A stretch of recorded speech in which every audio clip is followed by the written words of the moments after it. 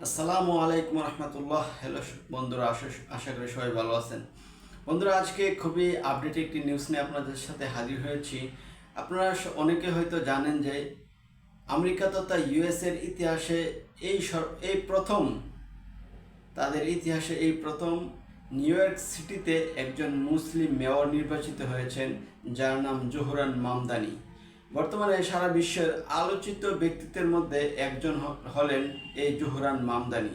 তিনি 1991 সালে আফ্রিকার দেশ উগান্ডাতে জন্মগ্রহণ করেন, যে উগান্ডাকে নিয়ে বাংলাদেশের অনেকেই বিভিন্ন ধরনের বিভিন্ন কথা বলে থাকে, তুচ্ছ তাচ্ছিল্য করে থাকে।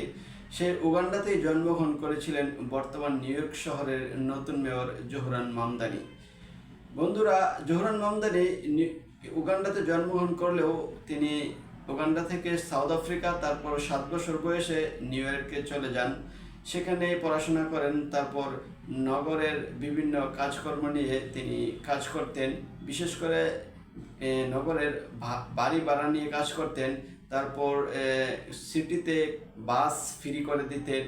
তারপর ময়লা আবর্জনা কীভাবে পরিষ্কার করা যায়, অর্থাৎ নগরকে কীভাবে উন্নয়ন করা যায়, নগরের কীভাবে উন্নতি করা যায়, এসব বিষয় নিয়ে তিনি কাজ করতেন। সেখান থেকেই তিনি ধীরে ধীরে রাজনীতির অঙ্গনে পা রাখেন। তারপর সবার মাঝে আলোচিত ব্যক্তিত্ব হয়ে ওঠেন। মাত্র 34 বছর বয়সে নিউ ইয়র্ক সিটির মেয়র নির্বাচিত হলেন জোহরান মামদানি। বন্ধুরা, যতটুকু তথ্য জানতে পারলাম, সম্ভবত উনি 50 লক্ষ প্লাস ভোট পেয়েছেন।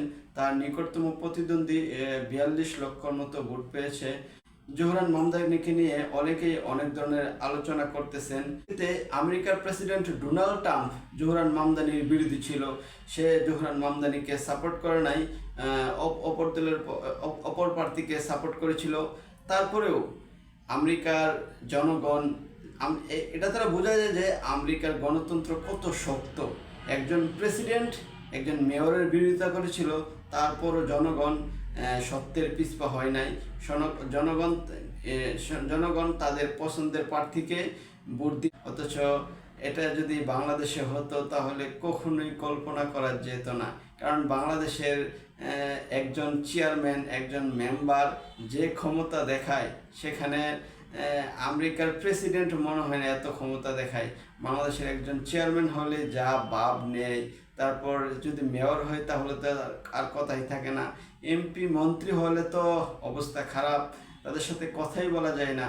এমপি পিএসের সাথে কথা বলতেও 1 মাস আগে সিরিয়াল দেওয়া লাগে। বাংলাদেশের এই অবস্থা। কিন্তু নিউ ইয়র্কে এরকম নয়। নিউ ইয়র্কের জনগণ খুবই সচেতন। তারা বুঝে শুনে যারা যোগ্য তাদেরকেই নির্বাচিত করে। বন্ধুরা, এই একটি ভিডিওর মাধ্যমে আপনাদেরকে একটি মেসেজ দিতে চাই যে আগামীতে আমাদের দেশেও জাতীয় নির্বাচন হবে, এমপি নির্বাচন হবে। আপনারাও আপনাদের মেধা খাটিয়ে, বুদ্ধি খাটিয়ে আপনাদের ভোট প্রয়োগ করবেন। যারা যোগ্য, যারা চাঁদাবাজি করবে না, যারা দখলদারিত্ব করবে না, যারা ভোট বাণিজ্য করবে না, যারা সিন্ডিকেট করবে না, যারা ঘুষ বাণিজ্য করবে না, তাদেরকে আপনারা চিহ্নিত করে ভোট দিবেন। যারা চাঁদাবাজি করে, যারা দখলদারিত্ব করে, তাদেরকে ভোট দিবেন না। যতই বড় দল হোক, আমরা চাই পরিবর্তন। দেশের মধ্যে পরিবর্তন করতে হলে ন্যায়পরায়ণ শাসক দরকার। আর ন্যায়পরায়ণ শাসক কোন দলের মধ্যে আছে সেটা আপনারা বিবেক দিয়েই চিন্তা করবেন। বিবেককে প্রশ্ন করবেন, কে আপনার দলের জন্য, কে আপনার দেশের জন্য যোগ্য, কে কাজ করবে, কে ক্ষমতায় গিয়েও আপনাকে বলবে না, আপনার এলাকায় যাবে। তাদেরকে আপনারা চিহ্নিত করবেন, দেখবেন, বুঝবেন, নিজের বিবেক বুদ্ধি দিয়ে ভোট প্রদান করবেন। তো বন্ধুরা, আজকে এখানেই রাখলাম। সবাই ভালো থাকবেন, সুস্থ থাকবেন। আল্লাহ হাফেজ।